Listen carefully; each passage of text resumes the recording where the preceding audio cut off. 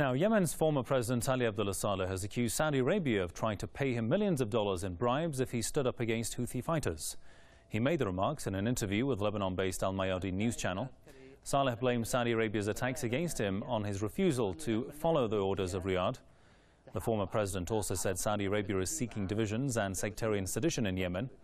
Saleh said the Saudi regime and its Arab allies are set to fail in their plots against Yemen. He accused Riyadh of being behind the current chaos in Iraq, Syria and Libya.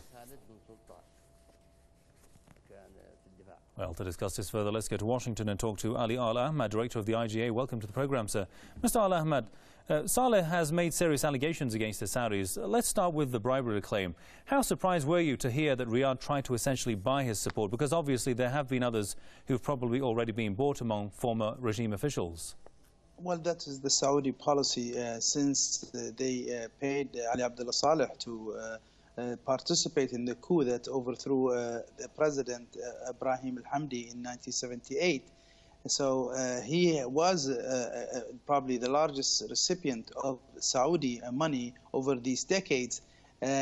Then when he became useless to the Saudis, they supported his overthrow, yet protected him.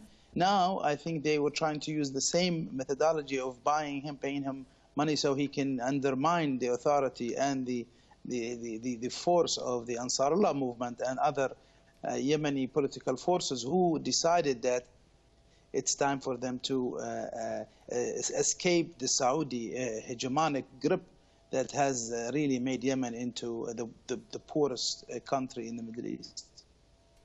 Now, Ali Abdullah Saleh also said that Saudi Arabia is behind all the violence perpetrated by ISIL Takfiris across the Middle East.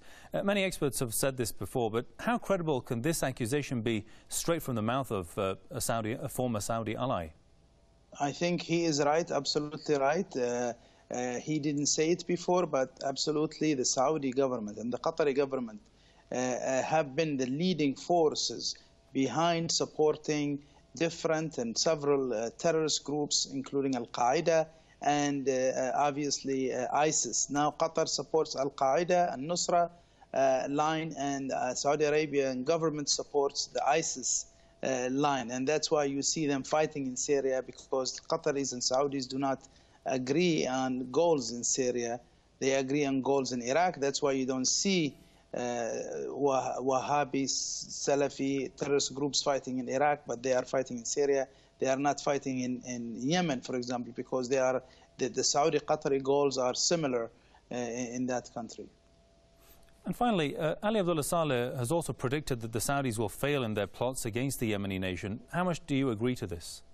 I hope he's right. So far, the Yemenis have proven to be extremely resilient despite the world basically being standing against them. They showed great resilience regardless of the bombing and the Western support of this aggression.